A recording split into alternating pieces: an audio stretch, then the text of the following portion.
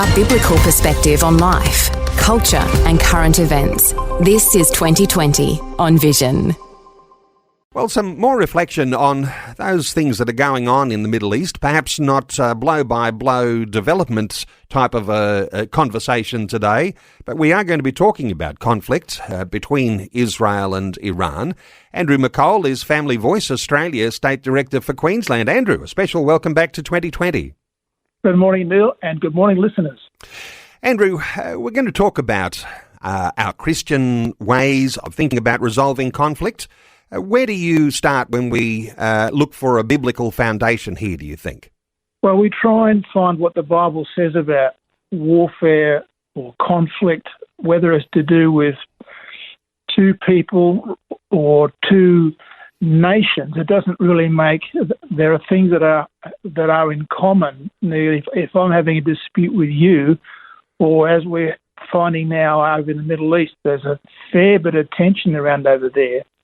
But many of the principles that apply, whether it's to you and I, apply just the same to nations as well. And the Bible says in James chapter 4, verses 1 and 2, what is the source of quarrels and conflicts among you?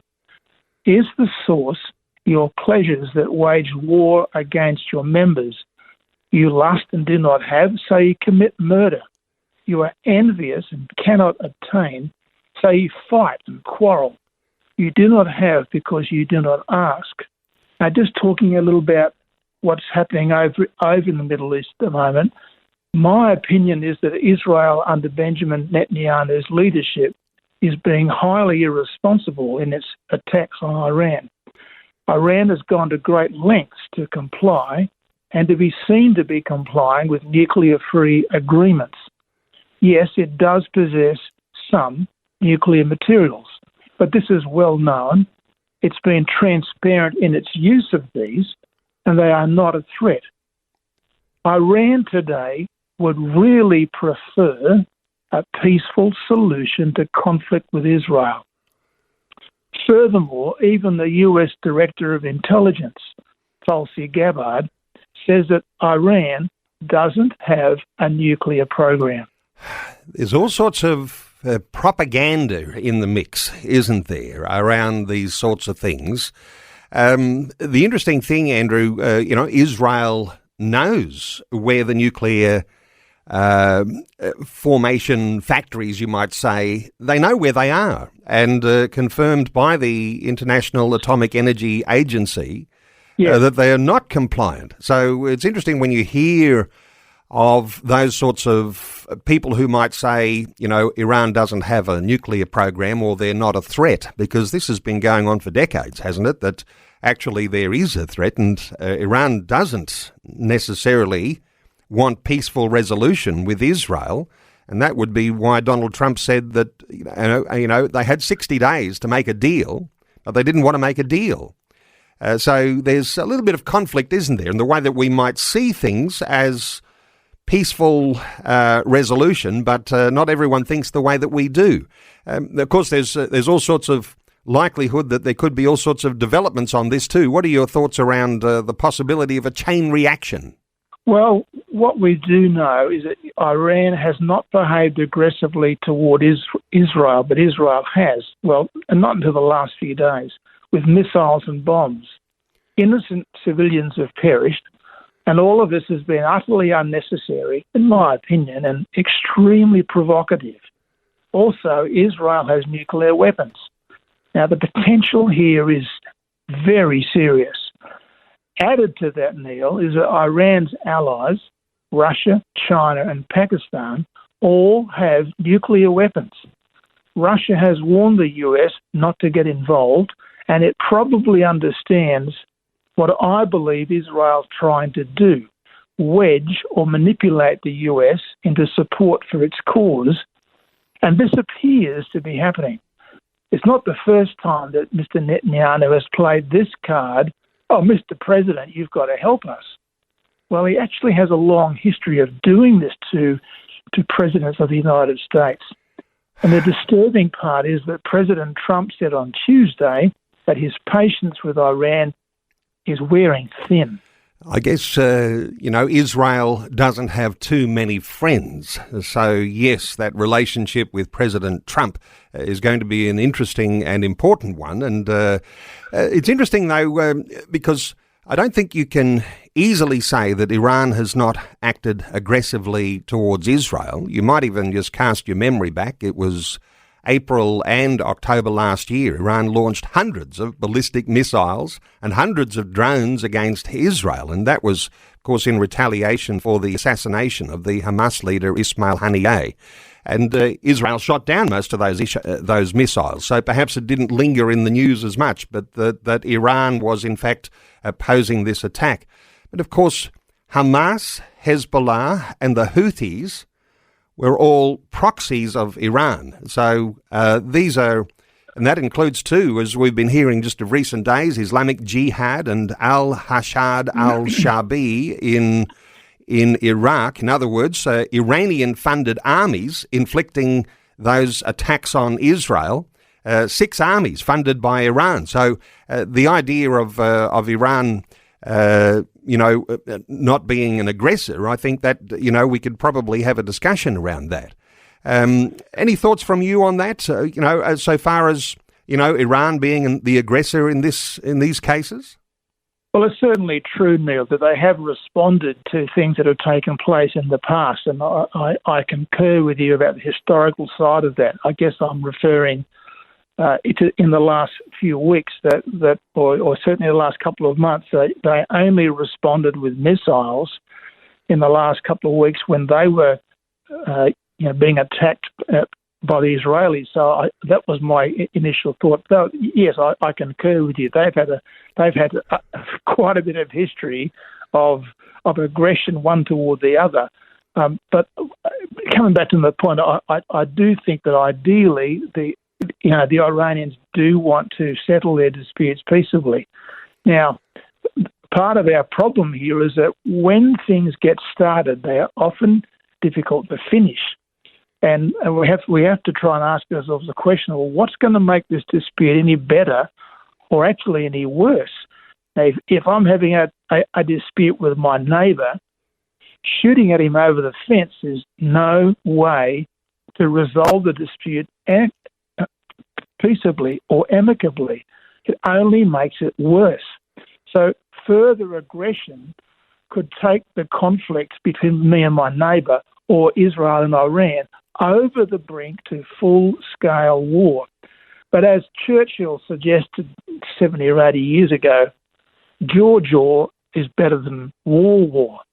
And the Bible tells us in Proverbs chapter 20, verse 3, that keeping away from strife is an honour for a man, but any fool will quarrel. While the psalmist complained about his enemies in Psalm 120, verse 7, I am for peace, but when I speak, they are for war. Now, Netanyahu's assertion that Iran is preparing to use a nuclear weapon isn't based on evidence, in my opinion. I know Israel disputes that fact, but it was, in my view, a pretext for an aggressive attack by Israel and Iran. Now, President Trump, just stepping back to November last year, President Trump ran as US presidential election peace candidate, promising to end all these unnecessary wars, with the trillions of dollars wasted that net the US nothing but trouble. And as we know, wars are easy to get into and hard to get out of. And now, so thinking about all this, what does this look like to Iran? Donald Trump is responding to Netanyahu's requests, calling in the Nimitz carrier group from the South China Sea, making it 2 or possibly 3 US carrier groups in the Persian Gulf, clearly threatening Iran. So this is kind of building up, and it's not building up towards a peaceful settlement. It's building up towards serious war, with the possibility of both sides potentially going towards nuclear. Now, here's some sobering facts. as you know, missiles are far superior technologically now, and Iran has missiles of plenty. If it's pushed, it has the capacity to strike unprotected US bases in the Middle East, not to speak of carrier groups. Now, the second thing about this, bringing the carriers into the picture, is that aircraft carriers are a very big and inviting target, packed with aircraft fuel, explosives, ammunition, much more vulnerable now to attack than they were when aircraft carriers were very much the fashion going back 70 or 80 years. Things have changed now. They're not perceived in the kind of military context quite the same as being all-powerful. They do have their vulnerabilities, and they are vulnerable to missile attack.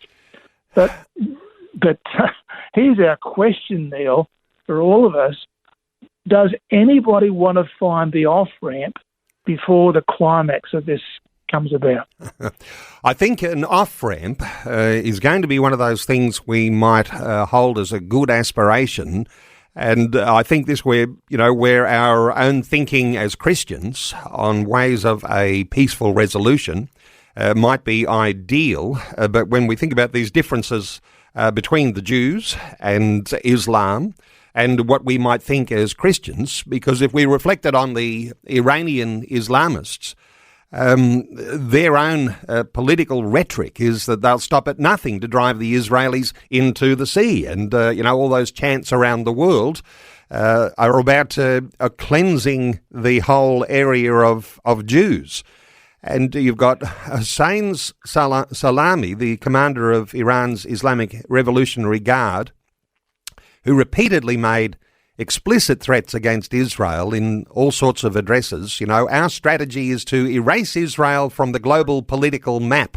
And back to former President Mahmoud Ahmadinejad, who's famously quoted Ayatollah Khomeini saying the regime occupying Jerusalem must be wiped off the map.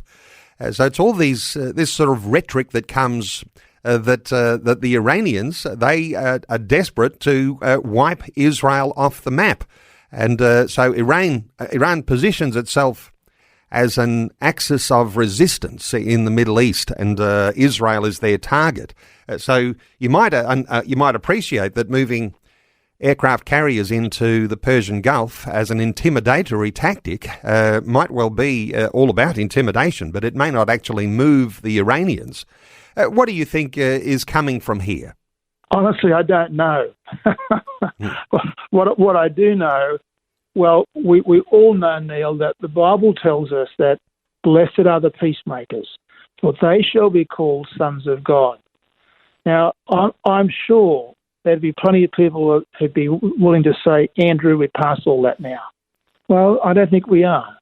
I do think that none of this needs to happen, and it wouldn't happen if national leaders really wanted peace and not war. Are we there yet? I don't know.